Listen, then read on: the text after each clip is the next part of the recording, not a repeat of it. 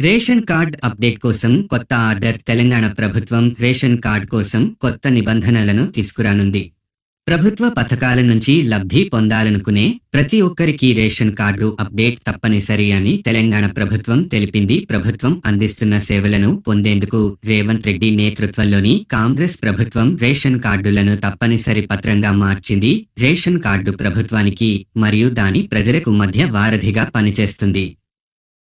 ముఖ్యంగా బీపీఎల్ కుటుంబాలకు చెందిన వారికి ప్రయోజనాలు అందించడానికి తెలంగాణలో చాలా మందికి రేషన్ కార్డులు లేవు.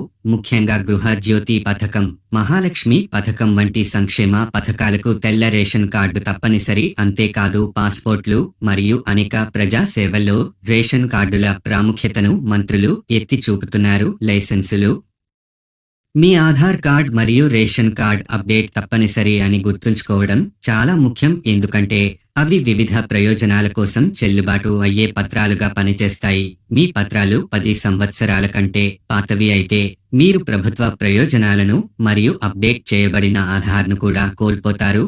మరియు రేషన్ కార్డు మీరు చాలా తక్కువ వడ్డీకి ప్రభుత్వం క్రింద రుణం పొందవచ్చు. తెలంగాణ ప్రభుత్వం తమ ప్రజలకు కొత్త రేషన్ కార్డుల జారీకి కసరత్తు చేస్తోంది. కొత్త రేషన్ కార్డులు, ఇప్పటికే ఉన్న రేషన్ కార్డుల సవరణ కోసం చాలా మంది దరఖాస్తు చేసుకున్నారు. ఈ అభ్యర్థనల కోసం దరఖాస్తు చేసుకోవడానికి ప్రభుత్వం ఇప్పటికే తేదీలను ప్రకటించింది మరియు ఎలా దరఖాస్తు చేయాలనే దానిపై మార్గదర్శకాలను జారీ చేసింది. సమాచారం అప్డేట్ అయిన తర్వాత త్వరలో ప్రతి అభ్యర్థులకు రేషన్ కార్డు లభిస్తుంది.